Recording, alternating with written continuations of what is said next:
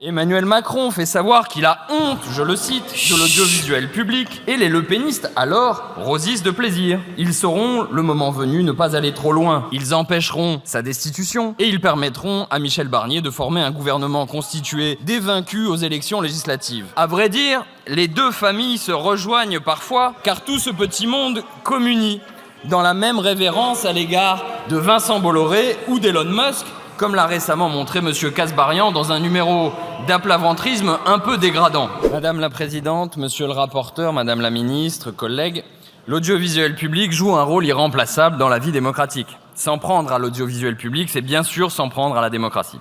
Pas étonnant dans ces conditions que les deux familles hostiles à la démocratie dans la vie politique française s'attaquent à lui. Les premiers le font de façon frontale. Ils rêvent d'une société recouverte de 50 nuances de brun. Ils siègent à l'extrême droite et ont toujours eu la liberté de la presse en horreur. Ils n'aiment que la propagande. Habilement, ils essaient de le faire oublier aujourd'hui en revendiquant un droit à la fake news et au racisme sous prétexte de liberté d'expression. In fine, ils veulent la disparition de l'audiovisuel public et ils le disent. Les autres adversaires de la démocratie sont moins directs, moins effrayants. Ils rêvent, disons, de 50 nuances de bleu. Pour eux, l'inégalité entre les hommes n'est pas intrinsèque. Elle est consacrée par les lois du marché auxquelles ils sont bien décidés à laisser toute la place. Un service public, pour eux, c'est avant tout une gêne. S'en débarrasser, c'est un rêve inavouable, certes, mais ils cherchent tout de même des occasions pour le satisfaire. Leurs pareils y sont parvenus en Grèce à la faveur de la crise financière. Mais parfois, ces deux familles se donnent des signes de connivence et même de soutien. Emmanuel Macron fait savoir qu'il a honte, je le cite, de l'audiovisuel public et les lepénistes alors rosissent de plaisir. Ils sauront, le moment venu, ne pas aller trop loin. Ils empêcheront sa destitution et ils permettront à Michel Barnier de former un gouvernement constitué des vaincus aux élections législatives. À vrai dire, les deux familles se rejoignent parfois car tout ce petit monde communie dans la même révérence à l'égard de Vincent Bolloré ou d'Elon Musk, comme l'a récemment montré M. Kasbarian dans un numéro d'aplaventrisme un peu dégradant. Il faut avoir à l'esprit tout cela pour comprendre ce qu'est cette proposition de loi organique visant à modifier le cadre du financement de l'audiovisuel public. Car ce n'est pas un petit texte technique, c'est un élément de la stratégie des macronistes pour saper l'audiovisuel public, si bien que rien de ce qu'ils ont pu dire ou diront sur le sujet ne doit être cru. Les protestations de sympathie, les larmes de crocodile versées sur le risque de la budgétisation sont autant de faux semblants qui visent à nous faire oublier cette stratégie et à forcer la main de ceux qui veulent protéger réellement le service public. Car ils existent, et pas seulement à gauche, je veux le croire. Ils savent bien que disposer d'un audiovisuel public fort, c'est l'un des moyens les plus efficaces de ne pas laisser le marché dicter sa loi, faite de conformisme, de vulgarité bon marché et parfois même de désinformation. Ils savent aussi que c'est l'un des moyens les plus efficaces pour conserver l'indépendance d'esprit et, si j'ose dire, l'indépendance d'imagination que résume en France l'expression d'exception culturelle. Donner un point de vue français sur le monde, faire fructifier les ressources créatives qu'abrite notre pays, c'est une des missions du service public de l'audiovisuel et sa simple existence constitue pour les groupes privés une incitation à ne pas y renoncer au nom de la rentabilité. Puisque cette conviction est tout de même assez largement partagée, Emmanuel Macron et ses ministres n'ont pas souhaité mener frontalement la bataille. Ils ont choisi de saper les fondements de l'audiovisuel public et de faire diversion.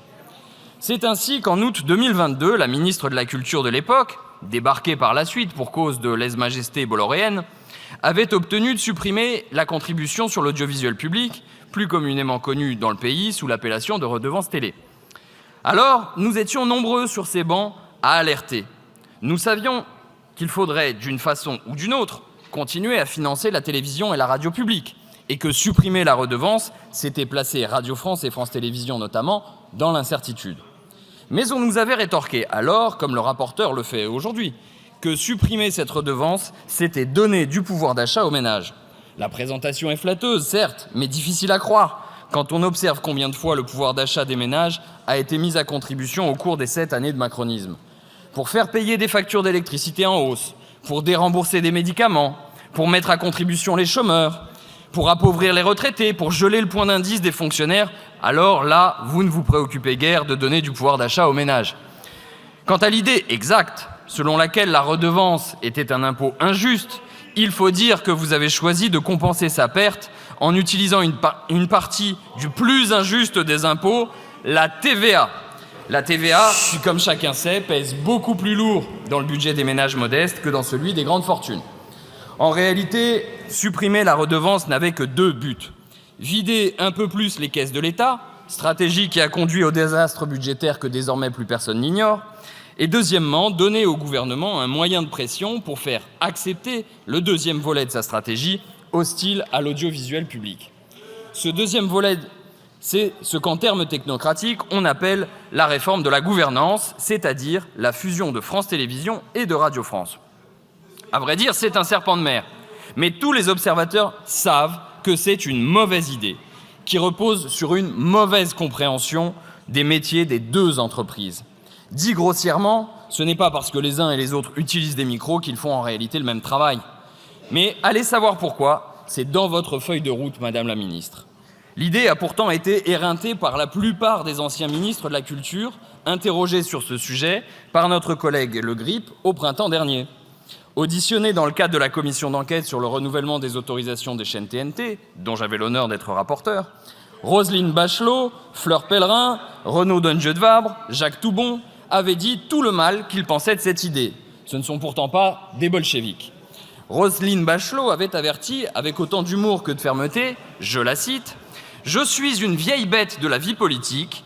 Depuis le temps qu'on nous vend des fusions comme devant conduire à des économies et à un meilleur fonctionnement et qu'on ne voit que des dérives des coûts de gestion des holdings, on ne me la fait plus. On en parlait sur l'intercommunalité, sur la fusion des régions, on en parle maintenant pour l'audiovisuel public. On achètera un superbe immeuble qu'on peuplera avec un président, qui aura une voiture de fonction, des directeurs et des directrices, qui se soucieront de la diversité et de l'égalité entre les hommes et les femmes, des collaborateurs. Et pour cela, on mettra à feu et à sang les sociétés de l'audiovisuel public. Si quelqu'un avait cette mauvaise idée, elle s'adresse donc à vous, Madame la Ministre, et si Madame Abdul-Malak et moi-même pouvions l'en décourager, je n'y verrais que des avantages. Et de fait, Rima Abdul-Malak elle-même avait admis, je cite, « Après avoir poursuivi ses réflexions et organisé une grande concertation sur la gouvernance et les missions de l'audiovisuel public, j'en suis arrivé à la même conclusion, tout ne peut pas toujours être rapproché. » Pourquoi alors s'obstiner, Madame la Ministre, si ce n'est pour fragiliser cet audiovisuel public que vous prétendez défendre ? J'ajoute que les travaux de la commission spéciale sur cette proposition de loi ont clairement établi qu'il n'y a aucun lien organique, aucun lien nécessaire entre réforme du financement et réforme de la gouvernance. Alors pourquoi nous dire le contraire ? Eh bien, il se trouve qu'il existe un lien, comme je l'ai dit. Supprimer la redevance et réformer le financement de l'audiovisuel public il y a 2 ans était un moyen de faire pression sur les directions, les salariés de Radio France et France Télévisions pour leur faire accepter cette fusion dont personne ne voulait et dont personne ne veut.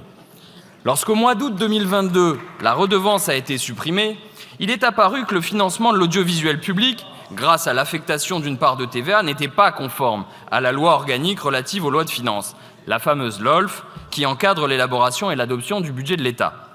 Par conséquent, si la LOLF n'est pas modifiée, il faudra trouver un autre moyen de financer l'audiovisuel public. Selon les macronistes, il n'en existerait qu'un seul, et c'est ce qu'on appelle la budgétisation, c'est-à-dire l'inscription directe au budget de l'État. Or, cette façon de faire est totalement inacceptable. Elle reviendrait à transformer ces entreprises de services publics en véritables médias d'État, organiquement placés sous la dépendance de l'exécutif. En conséquence, nombre de chaînes de radio et de télévision de ces entreprises ne pourraient plus être diffusées à l'étranger, les journalistes qui travaillent pour elles pourraient être mis en danger par leur nouveau statut, etc., etc. C'est la raison pour laquelle tout le monde s'accorde dans l'Assemblée pour considérer cette budgétisation comme un mal. À cela s'ajoute qu'une date butoir nous est assignée. La budgétisation serait automatique, le rapporteur l'a dit, si la LOLF n'était pas modifiée avant le 31 décembre prochain. Et c'est au nom de cette situation d'urgence que le gouvernement nous demande de valider aujourd'hui la décision qu'il avait prise seul en réalité il y a 2 ans, alors même que depuis, les macronistes et les républicains ont 2 fois perdu des élections nationales. Pour notre part, nous signalons qu'il existe en réalité une alternative à la budgétisation et à la modification de la LOLF. Cette alternative, c'est tout simplement la création d'une redevance universelle et progressive. Dispositif juste et efficace, tout le monde paierait en fonction de sa capacité, tout simplement parce que tout le monde a intérêt à vivre dans une société qui bénéficie de l'existence d'un audiovisuel public. Encore une fois, j'entends les arguments de ceux qui refusent cette idée. Ils ne veulent pas faire payer les Français. Mais il est tout à fait possible de compenser dans la loi de finances la création de cette nouvelle redevance. C'est une question en réalité simple de priorité et de transparence. Et j'ajoute qu'on entend si souvent parmi les macronistes dire que la gratuité fait perdre de vue la valeur des choses qu'il me semble assez clair que l'affectation d'une part de la TVA, monsieur Maillard, pour payer la télévision et la radio publique aurait le même effet sur le public. Pour ceux, enfin, qui affirment que l'État ne dispose pas du temps nécessaire pour créer cette nouvelle redevance, nous disons que face à l'impasse dans laquelle les macronistes, vous, nous avez mis, le plus simple est encore de faire marche arrière. Il est possible de rétablir, pour cette année uniquement, l'ancienne redevance. À charge pour le gouvernement, en fonction l'an prochain, de la rendre plus juste, c'est-à-dire progressive. Encore une fois, pourquoi l'exécutif ne s'est-il pas soucié plus tôt du problème ? Pourquoi n'a-t-il pas soumis un projet de loi modifiant la LOLF plutôt que de laisser passer 2 ans et plutôt que de laisser le soin aux sénateurs de présenter au dernier moment cette proposition de loi ? Tout simplement parce que la fusion de Radio France et France Télévisions devait initialement être extorquée au début de l'été et qu'ensuite seulement l'exécutif prévoyait de donner un peu plus de visibilité à l'audiovisuel public sur son avenir, comme une piètre compensation au mauvais coup qu'il lui aurait asséné auparavant. Ce chantage au financement n'a pas eu lieu à cause de la dissolution. Alors, l'exécutif tente aujourd'hui de conserver la main de 2 façons. La première, il fait pression pour que cette proposition de loi soit votée conforme et sans amendement donc. À nos collègues qui plaidaient pour que les crédits alloués à l'audiovisuel public soient versés en une fois en début d'année, afin d'éviter que le gouvernement ne puisse à l'avenir les raboter au cours de l'année ou les utiliser pour faire du chantage, le gouvernement a adressé une fin de non-recevoir. Il aurait pourtant été facile de faire adopter de tels amendements dès la première lecture au Sénat ou même en seconde lecture. Surtout, le gouvernement s'est abstenu de répondre à la seule question qui vaille. Et je vous la repose, Madame la Ministre. Si la LOLF n'était pas modifiée, accepteriez-vous, afin d'éviter la budgétisation, de rétablir transitoirement l'ancienne redevance ? Cette motion de rejet a pour but d'obtenir cette réponse, mais en réalité, les insoumis ne se leurrent pas. L'exécutif ne la donnera pas, ou alors dans une pirouette. Vos intentions à l'égard de l'audiovisuel public sont manifestement trop hostiles, sans quoi vous auriez pu, depuis 2 ans, trouver des solutions afin de sécuriser son financement. Je l'ai dit, le gouvernement pouvait déposer un projet de loi par lui-même. Il pouvait renoncer à modifier la LOLF et créer une redevance télé vertueuse. Il pouvait également venir discuter avec la gauche et renoncer à la fusion Radio France, France Télévisions en échange de la modification de la LOLF. Il n'a rien fait, rien de tout cela. Il n'a eu de cesse de tordre le bras des députés, des salariés et des dirigeants de l'audiovisuel public. Que chacun se le tienne pour dit. Nous vivons aujourd'hui la première bataille d'un conflit de plus grande ampleur qui connaîtra son moment décisif lorsque vous reviendrez devant nous, Madame la Ministre, pour défendre la fusion, si toutefois la justice vous en laisse le temps. Pour notre part, nous ne jouons pas l'avenir de l'audiovisuel public à la roulette.